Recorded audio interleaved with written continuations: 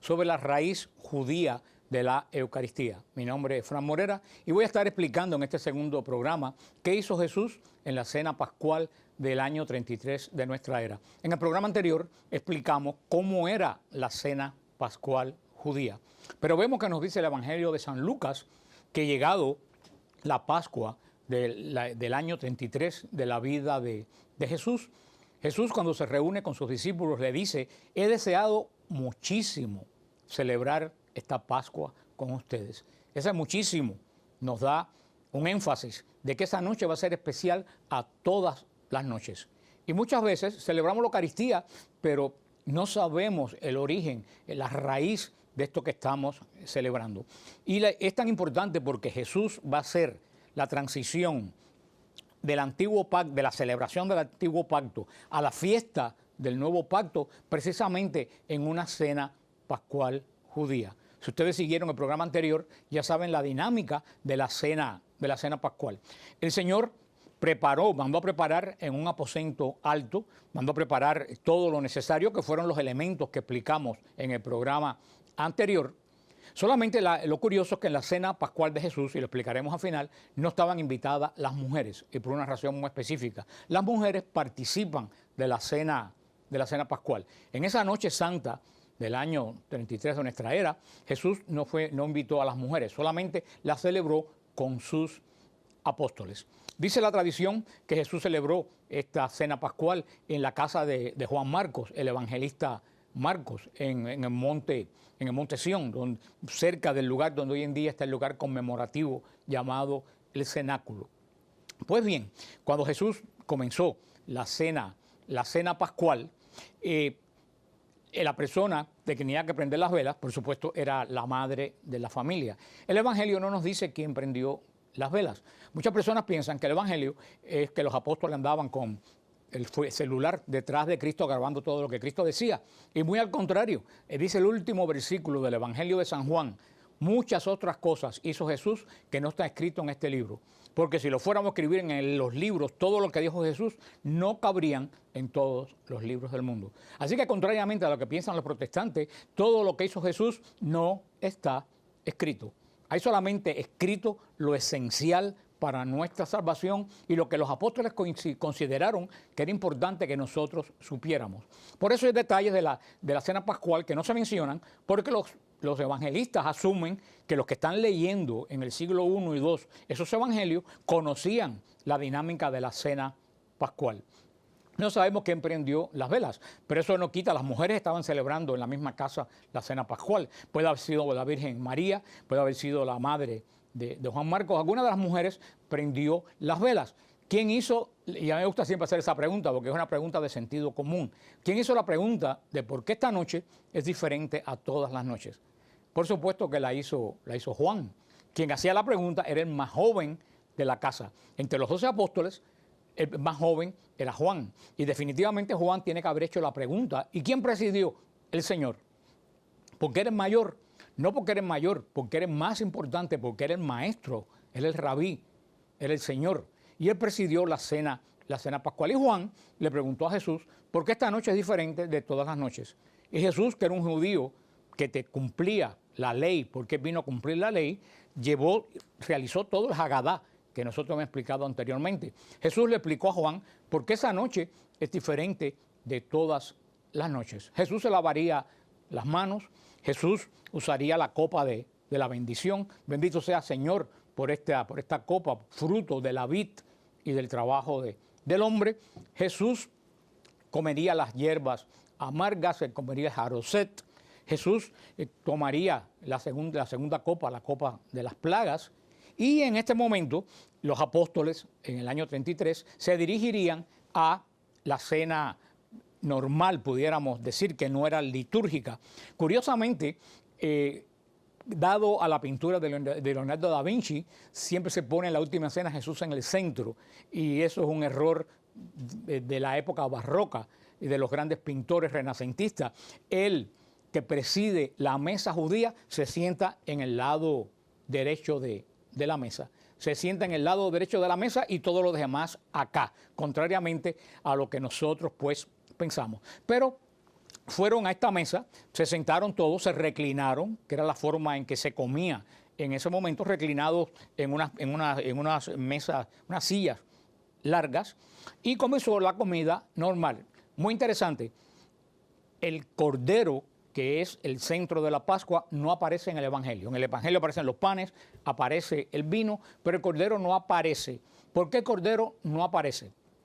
El cordero era el centro, el corazón de la Pascua, y tenía las tres características: macho, sin defecto y de menos de un año. Porque este cordero apunta a Jesús. Macho, porque Jesús se va a encarnar como hombre. Sin defecto, porque Jesús no tenía pecado. Y lo más curioso es por qué menos de un año. Un amigo mío muy simpático me decía porque estaba más blandito el cordero, pero esa no es la razón. El cordero de menos de un año es porque el cordero, cuando iba a ser llevado al sacrificio, no podía ofrecer resistencia. Un cordero grande, cuando olía el olor de la sangre, que era mucha la que había, se cree que en el año de Jesús se sacrificaron cerca de 300,000 corderos en el templo. Cuando olía la sangre, el cordero ya adulto, pues hacía resistencia a ser llevado a ese lugar. El cordero pequeño, como no conocía el olor de la sangre, pues iba confiadamente. Eso apunta a Jesús, que fue a la cruz, al sacrificio, sin ofrecer resistencia. El cordero de la Pascua, como narra bien el Éxodo 12, nos habla de que había que sacrificarlo a la caída de la tarde. ¿Por qué? Porque el día judío comienza de caída del sol a la caída del sol. No es como el nuestro, que comienza de 12 de la noche a 12 de la noche. O sea, el viernes a las 6 de la tarde, cuando sale el primer lucero en Jerusalén, comienza el sábado. Y el sábado, cuando sale el primer lucero en Jerusalén, comienza el domingo. Por eso el cordero se sacrificaba el día antes, o sea, el jueves. En este caso, que cayó la Pascua sábado, se sacrificaba el viernes a las 3 de la tarde, que es cuando comienza la caída del sol en Jerusalén, porque Jerusalén ya a las 5 de la tarde es de noche y están las estrellas afuera. Este cordero era la única vez en toda la historia de Israel que el que lo sacrificaba no era el sacerdote en el templo, lo sacrificaba el padre de la familia. El padre de la familia, 5 días antes, llevaba el cordero al templo. El cordero pasaba el proceso de ser inspeccionado para que no tuviera manchas, para que fuera de menos de un año, para que fuera macho. Después se le devolvía al padre de la familia con la nota de que era apto al sacrificio, y a la caída del sol de la víspera de la Pascua, el padre de la familia llevaba el cordero al templo y era el padre que cortaba el cuello del cordero. Única vez que se hacía durante todo el año. Una vez sacrificado el cordero, los levitas limpiaban de vísceras, lo hacían kosher, limpiaban de vísceras todo el cordero y amarraban el cordero en 2 palos de olivo en forma de cruz. Amarraban el cordero para que se limpiara de toda sangre. Y el padre de la familia salía del templo de Jerusalén aguantando el cordero amarrado en una cruz y este animal sangrante. Ustedes ven que es una prefigura total de lo que va a suceder realidad en esta Pascua del año 33. Pero ¿qué sucede? Que la Pascua del año que muere Jesús cae sábado. Sabemos que cae sábado porque para el judío cualquier día de fiesta, caiga el día que caiga, es Shabbat, es descanso. Si la fiesta de los tabernáculos cae un lunes, ese lunes es Shabbat. Si la Pascua cae un miércoles, ese miércoles es Shabbat. Pero cuando la Pascua cae un Shabbat, es el Shabbat Shabbatón, es la Pascua de las Pascuas, porque coincide la Pascua y el día de adoración y el día de descanso dedicado a Dios del pueblo de Israel. Por eso, cuando Juan dice que el cuerpo fue bajado de la cruz, porque al día siguiente era un sábado muy especial. No era un sábado cualquiera, era un sábado muy especial, es que había coincidido ese año la Pascua y el sábado. Por eso sabemos que el sacrificio del Cordero iba a ser el viernes a la caída del sol sobre las 3 de la tarde. Jesús adelanta la cena al jueves. La Mishnah, las leyes orales del pueblo hebreo, tienen una cláusula donde dice que si la persona no puede celebrar la Pascua, el día de la Pascua, la puede atrasar o la puede adelantar. Pero el judío tiene que celebrar la Pascua porque es un mandato, lo leímos la semana pasada, para todas las generaciones, es un mandato eterno. Entonces está la licencia de que si tú no puedes, necesariamente no puedes, lo adelantas o lo atrasas. Jesús sabía que él no iba a poder celebrar la Pascua el viernes, porque en ese momento iba a estar en la cruz, y Jesús, basándose en esa cláusula de la Mishnah, adelanta la cena pascual para el jueves. Ahora, ¿qué sucede? Cuando se celebraba la cena pascual antes de la víspera de la Pascua, había que celebrarla sin cordero, porque el cordero sí había que sacrificarlo a la caída del sol del día de la Pascua. Entonces, ¿qué hacía la persona que adelantaba o atrasaba la cena pascual? Ponía un hueso de cordero recordando el cordero de la Pascua. Después del año 70, los judíos no han vuelto a comer cordero. ¿Por qué los judíos no han vuelto a comer cordero? Porque el templo fue derrumbado. Ya se acabó el sacrificio.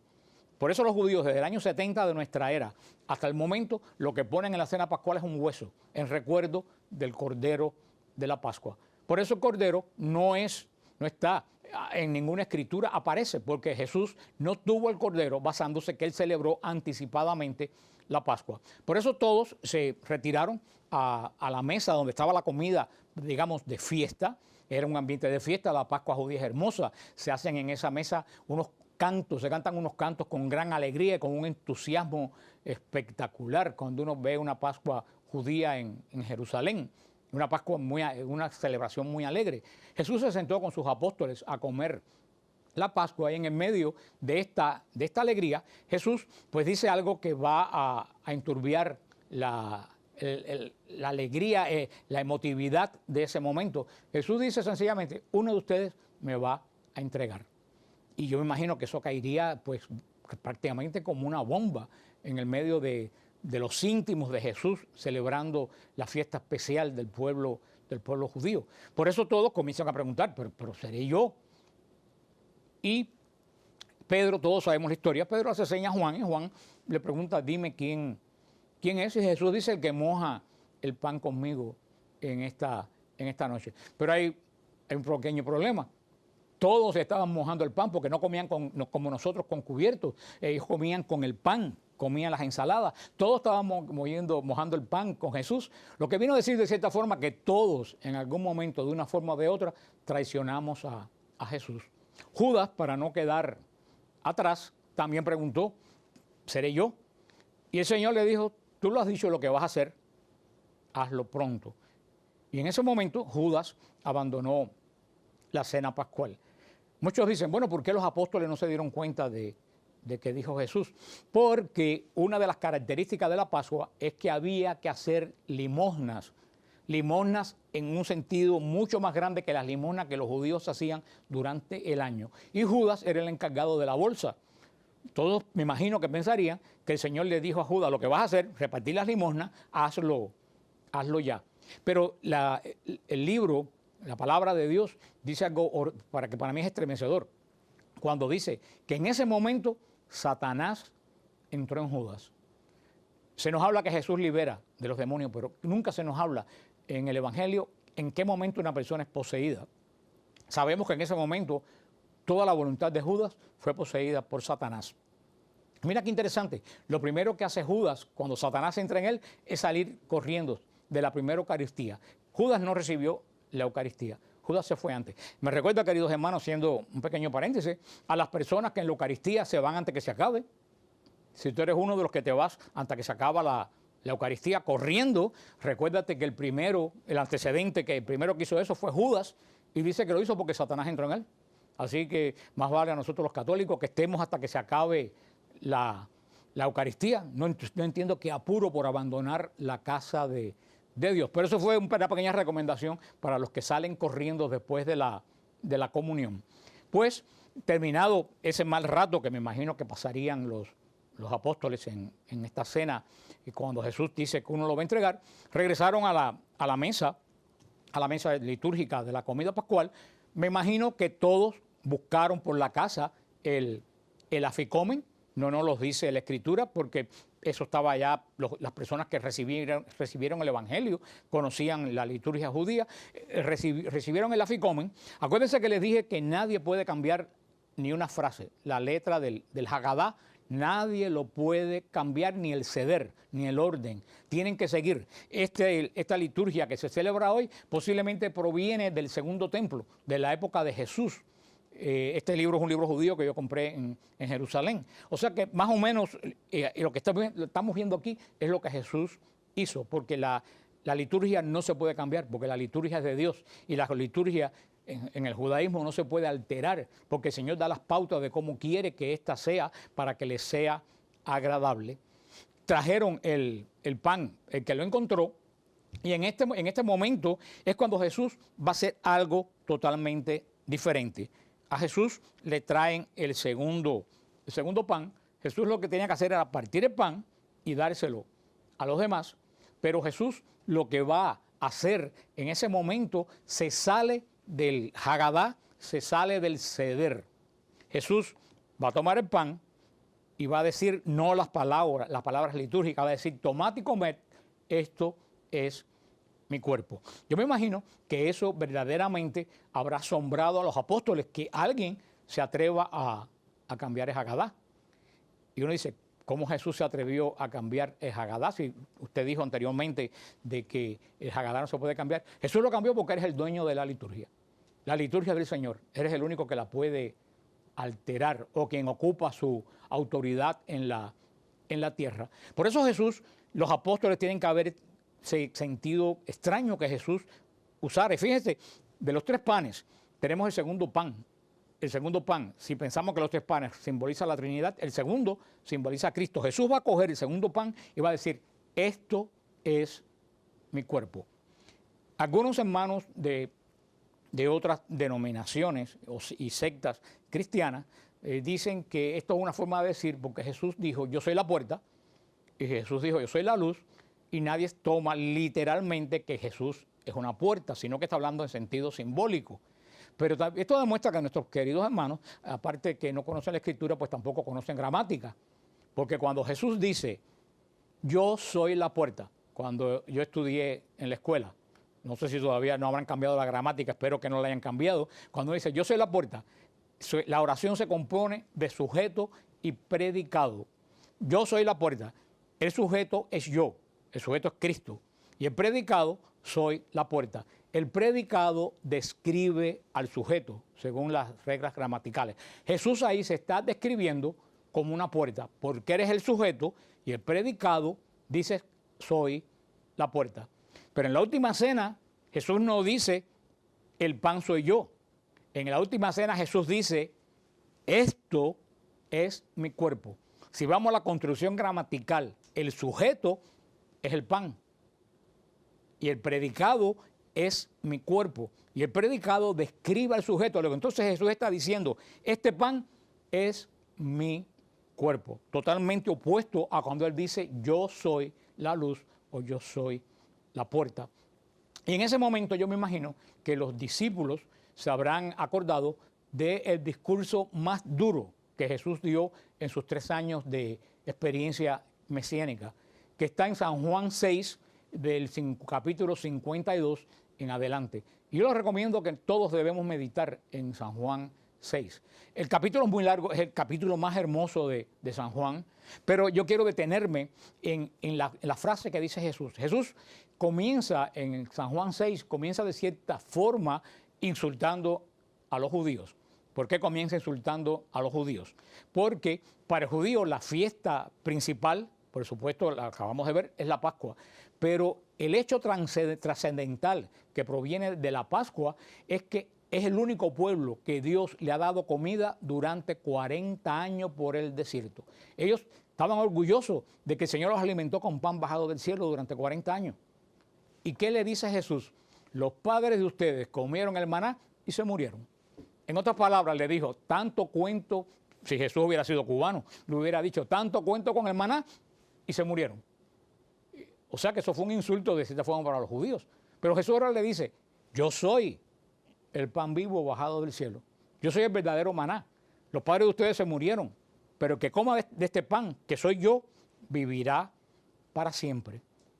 Y sigue Jesús repitiendo, lo repite muchas veces, 7 veces lo repite. El que come mi carne, el que bebe mi sangre, el que come mi carne, el que bebe mi sangre. Tanto lo dijo que los que estaban en la sinagoga de Cafarnaúm comenzaron a murmurar, ¿cómo este nos va a dar a comer su propia carne y beber su propia sangre? Los hermanos de otras iglesias que dicen que esto es simbólico, Jesús está hablando en arameo. La gente de Cafarnaúm hablaba arameo. La gente de Cafarnaúm entendía perfectamente a Jesús lo que estaba diciendo. Cuando Jesús dijo, yo soy la puerta, nadie empezó a murmurar, tú no eres ninguna puerta. Cuando Jesús dijo la luz, nadie le dijo, pero tú estás loco, tú eres un hombre, tú no eres la luz. Porque ellos entendieron que estaba hablando en sentido figurado. Ahora cuando Jesús dice, el que come mi carne y bebe mi sangre, vivirá eternamente, todos empiezan a decir, pero este hombre se volvió loco.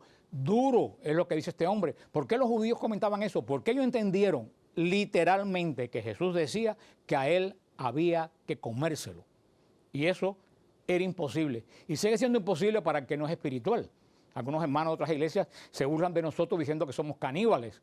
Y ahí están ofendiendo al Espíritu Santo. Y yo le dije una vez a una persona, tú sabes que los romanos, los romanos del imperio en la época de Nerón acusaban a los cristianos de caníbales también.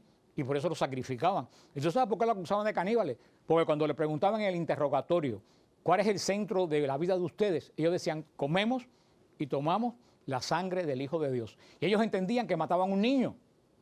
Porque, hermano, si no es por la gracia del Espíritu Santo, uno no puede entender el misterio de la Eucaristía. Pero aquí tenemos 2 opciones solamente. O el pan se convierte en el cuerpo de Cristo y vino en la sangre de Cristo, o Jesús es un mentiroso.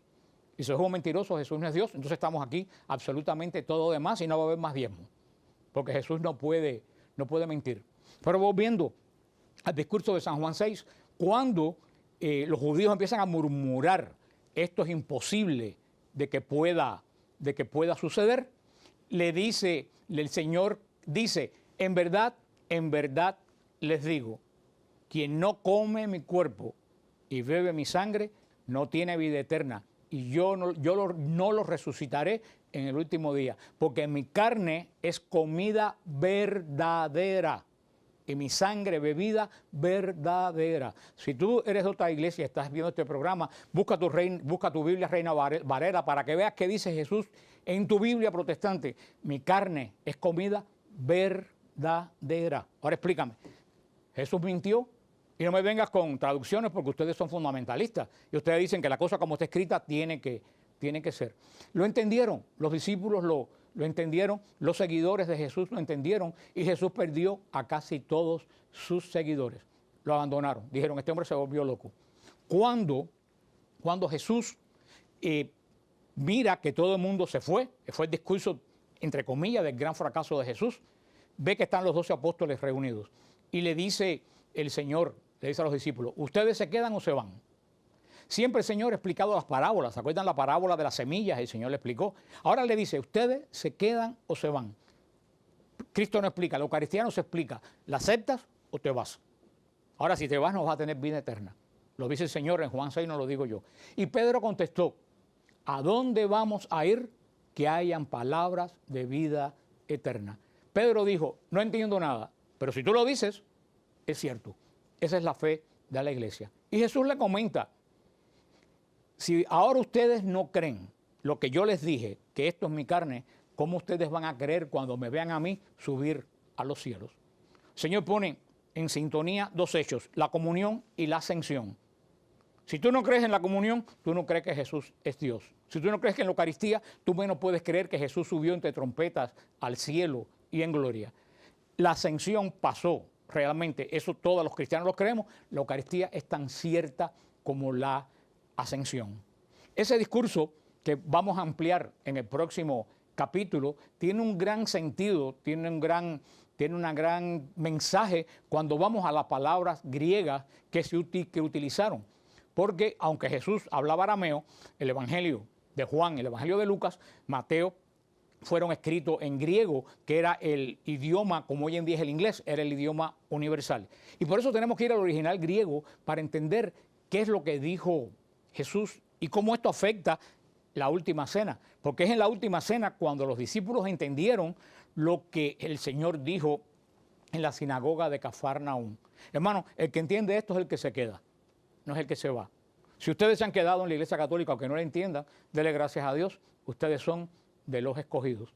Nos vemos en el próximo programa. Que el Señor los bendiga abundantemente.